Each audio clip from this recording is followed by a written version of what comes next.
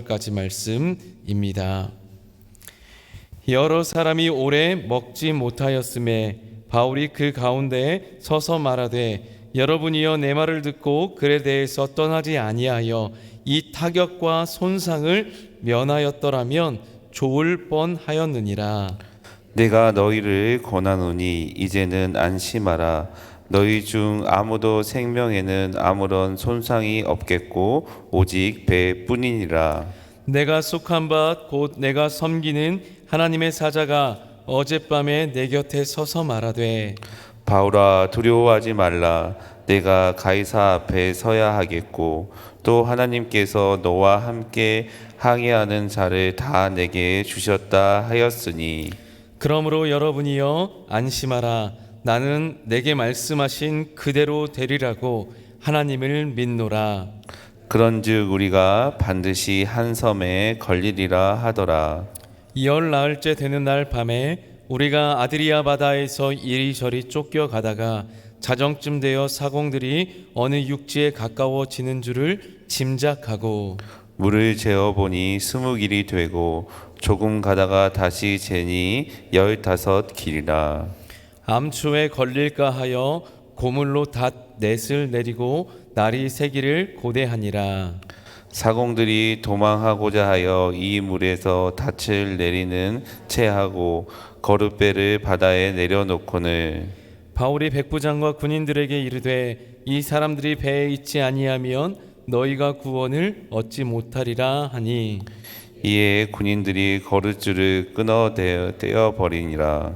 날이 새어가매 바울이 여러 사람에게 음식 먹기를 권하여 이르되 너희가 기다리고 기다리며 먹지 못하고 줄인 지가 오늘까지 열 나흘인즉 음식 먹기를 권하노니 이것이 너희의 구원을 위한 것이요 너희 중 머리카락 하나도 잃은 자가 없으리라 하고 떡을 가져다가 모든 사람 앞에서 하나님께 축사하고 떼어 먹기를 시작하매 그들도 다 안심하고 받아 먹으니 배에 있는 우리의 수는 전부 276명이더라. 배부르게 먹고 밀을 바다에 버려 배를 가볍게 하였더니 날이 새매 어느 땅인지 알지 못하나 경사진 해안으로 된 항만이 눈에 띄거늘 배를 거기에 들여다 댈 수 있는가 의논한 후 닻을 끊어 바다에 버리는 동시에 키를 풀어 늦추고 돛을 달고 바람에 맞추어 해안을 향하여 들어가다가 두 물이 합하여 흐르는 곳을 만나 배를 걸매 이물은 부딪혀 움직일 수 없이 붙고 고물은 큰 물결에 깨어져 가니 군인들은 죄수가 헤엄쳐서 도망할까 하여 그들을 죽이는 것이 좋다 하였으나 백부장이 바울을 구원하려 하여 그들의 뜻을 막고 헤엄칠 줄 아는 사람을 명하여 물에 뛰어내려 먼저 육지에 나가게 하고 그 남은 사람들은 널 조각 혹은 배의 물건에 의지하여 나가게 하니 마침내 사람들이 다 상륙하여 구조되니라. 아멘. 할렐루야. 오늘도 목자 되신 하나님의 선한 인도하심을 맛보는 귀한 우리의 하루가 되기를 축복합니다. 아멘. 어제 말씀에 이어 오늘 말씀을 보면 사도 바울은 계속해서 하나님의 선하심을 맛보면서 로마로 가고 있는 중입니다. 알렉산드리아 배를 타고 항해하던 중 바울의 말대로 선장과 또 사람들이 따르지 않고 베닉스라고 하는 항구에 가서 겨울을 지내기로 그렇게 떠나다가 처음에는 남풍이 불어 또 순항하는 것 같았지만 자신들의 뜻대로 되는 것 같았지만은 유라굴라라고 하는 광풍을 만나고 그들은 자신들의 배를 퀴를 지었지만은 자신들이 원하는 대로 갈 수 없고 그저 광풍 앞에 왼쪽 오른쪽 동서남북으로 이리저리 그렇게 바람에 떠내려가는 그런 상태에 이르렀습니다. 수많은 곡식이 실려 있고 배 276명이 타 있을 정도로 커다란 배였지만은 그 배와도 비교할 수 없는 더 큰 파도와 풍랑 앞에서는 속수무책이었습니다. 누가는 그때의 상황을 이렇게 말하고 있습니다. 20절 말씀에 여러 날 동안 해도 별도 보이지 아니하고 큰 풍랑이 그대로 있으며 구원의 여망마저 없어졌더라. 아멘. 여러 날 동안에 그렇게 해도 별도 보이지 않고 풍랑이 그대로 있었다라는 거죠. 여러분, 그렇게 정신이 차릴 수 없는 상황에서 제대로 먹을 수 있었을까요? 여기저기 광풍을 따라 몸이 이리 갔다 저리 갔다, 때로는 가눌 수 없어가지고 그저 붙잡을 수 있는 것을 붙잡으면서 그렇게 여러 날을 보냈던 것 같습니다. 기진맥진하고 또 토하고, 그렇게 사람들은 희망을 잃어갔습니다. 그런 상황 가운데에서 바울이 일어나서 사람들에게 말합니다. 여러분, 너무 염려하지 마십시오. 우리 중 아무도 죽지 않을 것이라고 하면서 배 안에 있는 276명의 사람들을 향하여서 위로와 소망의 말을 전합니다. 우리 22절 말씀 함께 읽어보겠습니다. 내가 너희를 권하노니 이제는 안심하라. 너희 중 아무도 생명에는 아무런 손상이 없겠고 오직 배뿐이니라. 아멘. 여러분, 어떤 근거로 사도 바울이 이렇게 말을 했을까요? 바울은 바다가 익숙했었던 원래 뱃사람이고 어부였을까요? 아니면 그 배의 선장이거나 그 배의 어떤 리더십이었을까요? 아닙니다. 바울은 그저 그 배에 타고 있는 죄인이었습니다. 죄인인 그가 이렇게 말할 수 있는 근거는 어디에도 없었습니다. 하지만 사도 바울은 자신에게 나타났던 하나님, 그 유라굴라라고 하는 광풍 가운데에서 수백 명의 사람들이 어찌할 수 없는 상황이었지만은 그 광풍 가운데에서 나타나신 하나님의 사자와 그 사자를 통해서 전해주신 그 말씀에 근거하여서 그 사람들을 향하여서 그 메시지를 전했습니다. 하나님이 함께하고 계실 뿐만 아니라 구원하실 거라곤 메시지였습니다. 우리 23절, 24절 두 절 읽어보겠습니다. 내가 속한 바 곧 내가 섬기는 하나님의 사자가 어젯밤에 내 곁에 서서 말하되 바울아 두려워하지 말라. 내가 가이사 앞에 서야 하겠고 또 하나님께서 너와 함께 항해하는 자를 다 내게 주셨다 하였으니. 아멘. 그렇죠. 하나님의 사자가 나타나서 분명하게 말씀했습니다. 지키시고 보호하시고 로마에 있는 가이사 앞에 설 것이다 라고 말씀하셨습니다.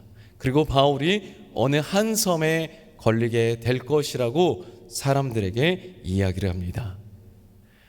그렇게 어느덧 표류가 된 지 열 나흘째가 되었다라고 27절엔 말씀하고 있습니다. 하나님이 말씀하신 지 몇 날 며칠이 흘렀던 것 같습니다. 한 섬에 걸릴 거라고 했지만은 바로 그 일이 일어난 게 아니라 며칠이 지났던 거죠.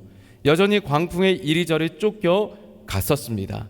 하지만 그렇다고 해서 하나님이 잘못 말씀하신 것은 아닙니다. 하나님 분명히 말씀하신 것을 지키시고 이루시는 분입니다.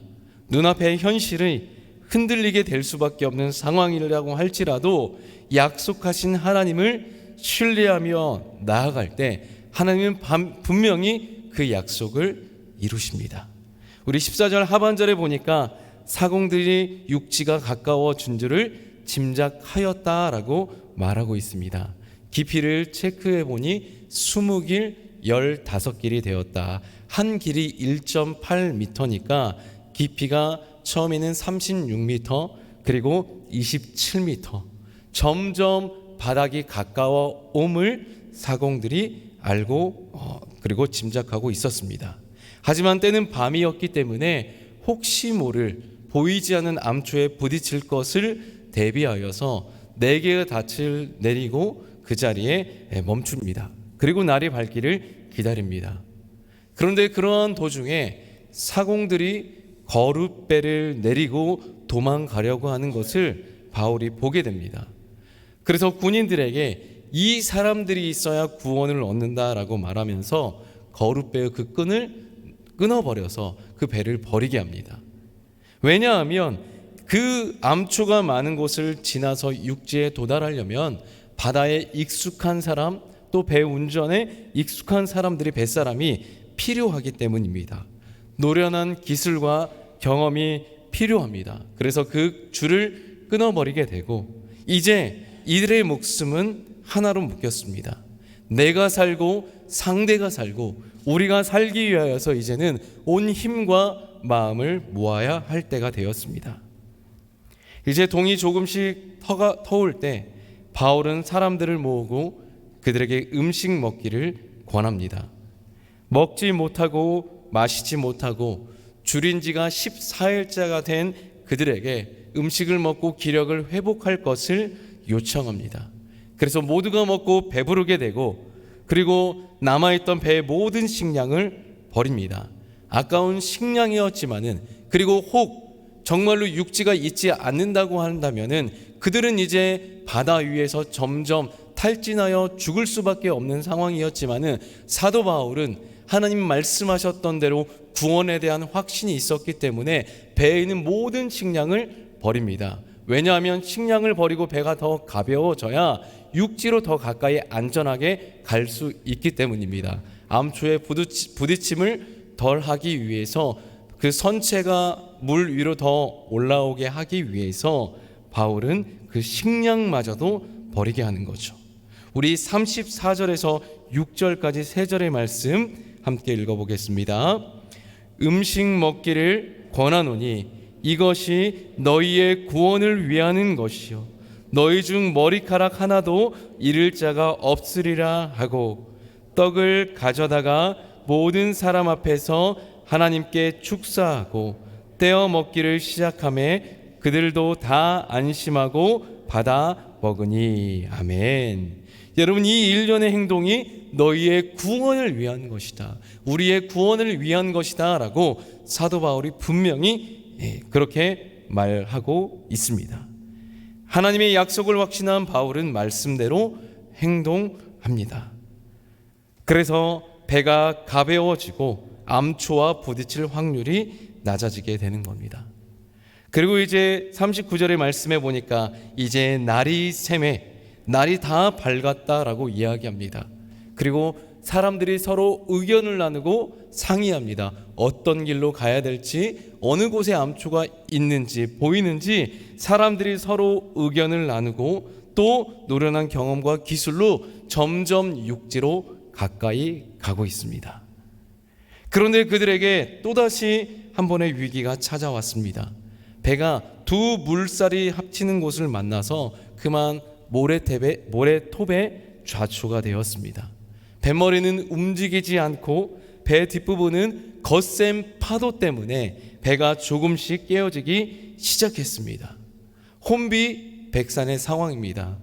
이런 상황에서 군인들은 죄수들이 헤엄쳐서 도망갈지도 모르기 때문에 그 죄수들을 모두 죽이자라고 제안을 합니다. 당시 로마법에는 그 죄수들이 도망가게 되면 그 죄수를 담당하던 군인들이 받을 형벌이 있었습니다. 죄수가 받을 형벌 대신에 담당하던 군인이 그 형벌을 대신 받았습니다. 그래서 통제 불가능한 상황에서 죄수들을 놓치느니 차라리 그 죄수들을 죽이는 것이 낫겠다라고 판단한 것입니다. 여러분, 그런데 이 죄수 중에 배에 탄 사람 중에 죄수가 누가 있었죠? 사도 바울입니다. 바울은 죽어서는 안 됩니다. 하나님의 약속대로 로마로 가야 되고 가이사 앞에 서야 되는 사람입니다. 누구보다도 이것을 아시는 하나님께서 한 사람의 마음을 주장하십니다. 그 사람은 바로 백부장입니다. 43절 함께 읽어보겠습니다. 백부장이 바울을 구원하려 하여 그들의 뜻을 막고 헤엄칠 줄 아는 사람들을 명하여 물에 뛰어내려 먼저 육지에 나가게 하고 아멘. 참 절묘합니다. 한쪽은 죽이려고 했지만은 그 즉시 다른 한쪽에서는 살리려는 소리를 냅니다. 그 살리려는 그 이유가 뭡니까? 바울을 구원하기 위해 그 군인들의 뜻을 막더라. 여러분, 이게 하나님의 뜻이 아닙니까? 백부장을 통해서 드러난 하나님의 뜻이고 하나님의 마음입니다. 바울은 반드시 로마로 가야 된다. 사도행전 27장 22절과 34절의 말씀대로 배 탄 270명을 모두가 다 구원을 얻게 되는 놀라운 일이 일어나게 됩니다. 여러분, 이 일련의 과정, 이 구원하심의 주관자가 누구십니까? 하나님입니다. 그리고 이 사건을 주관하시는 하나님은 바울 한 사람의 그 말과 행동을 통하여서 모든 사람에게 놀라운 그 구원을 맛보게 하셨습니다. 말씀을 마칩니다.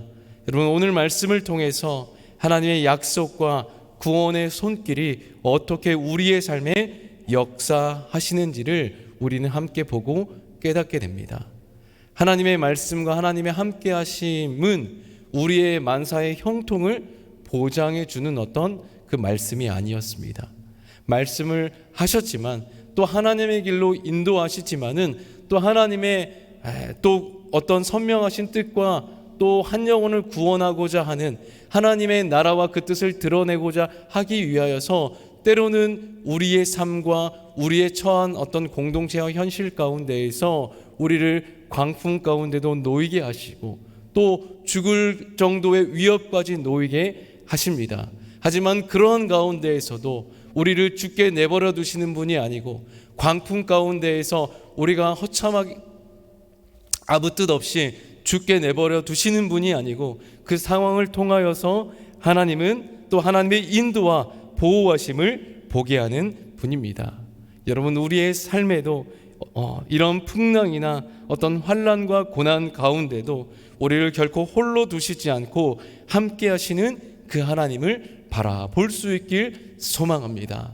그 어디 앞에 구원을 볼 수 없을 때 말씀하셨듯이 우리의 눈을 들어 우리를 구원하시는 주님을 바라볼 수 있기를 소망합니다.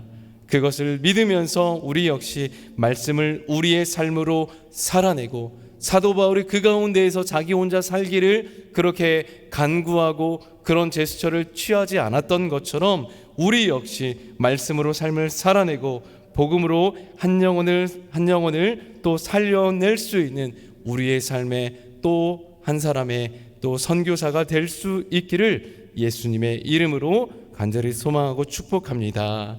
아멘. 하나님, 오늘도 우리에게 말씀을 통하여서 소망을 주시니 감사합니다. 어떠한 풍랑과 상황 가운데에서 하나님의 약속과 말씀을 신뢰하고 굳게 나아갔던 바울의 믿음을 다시 한번 우리가 보았습니다.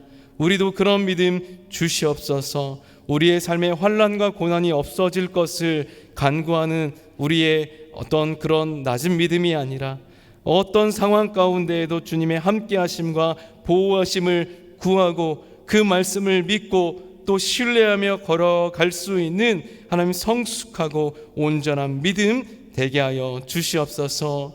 예수님조차도 이 땅 가운데 오셔서 삶을 살아가셨을 때 평탄하고 형통한 고난이 없는 삶을 살아간 것이 아님을 봅니다. 십자가를 지셨을 때 복음을 위하여서 한 영혼과 한 생명을 위하여서 하나님 고난과 고통을 당하셨던 예수님처럼 우리도 우리의 삶을 인도하시고 보호하시는 그 주님을 믿고 신뢰케 하여 주시고 그 믿고 나아감을 통하여서 하나님 우리의 삶이 우리에게 인도하시고 보호하셨던 그 삶을 통하여서 하나님을 증거하고 우리에게 역사하신 주님을 드러내고 그 주님께 더 감사 찬양 드리면서 주님과 함께 우리의 삶의 한 절 한 절을 걸어갈 수 있는 우리의 삶이 되도록 그렇게 우리를 인도하여 주시옵소서. 오늘도 그렇게 주님을 의지하며 항상 감사와 찬양을 드리는 우리 모든 초청의 성도들, 오늘도 하나님을 구하는 우리 모두가 될 수 있기를 간절히 소망하며 우리를 구원하신 예수님 이름으로 기도드립니다. 아멘. 함께 우리 말씀 들었던 것 놓고 기도합시다. 어떠한 상황 가운데에도 말씀하시고 보호하시고 지키시는 주님 바라보게 하여 주시옵소서. 또 언제나 귀한 우리 교회가 은혜가 흘러넘치고 사랑이 넘치는 우리의 공동체 되게 하여 주시옵소서. 감사가 회복되어지는 우리 이 전반기 보내고 하반기를 맞이하는 우리의 삶이 되길 원합니다. 함께 그렇게 기도해 주시고 또 다음 세대 여름 사역이 이제 다음 주부터 청년부 오메가를 시작으로 해서 시작이 됩니다. 성경학교 수련회, 단기 선교, 여러 사역들을 위해서 기도해 주시고 우리가 교회가 우리 사랑하는 다음 세대들이 하나님 이 땅 가운데 하나님께 붙들리고 하나님의 은혜를 볼 수 있는 우리 다음 세대 되게 하여 주시옵소서. 그 밖에 나라와 민족을 위하여서 수많은 선교사님들을 위하여서 기도해 주시고 우리의 개인의 기도 제목으로 하나님 앞에 함께 주여 한번 부르시고 나아가겠습니다. 주여.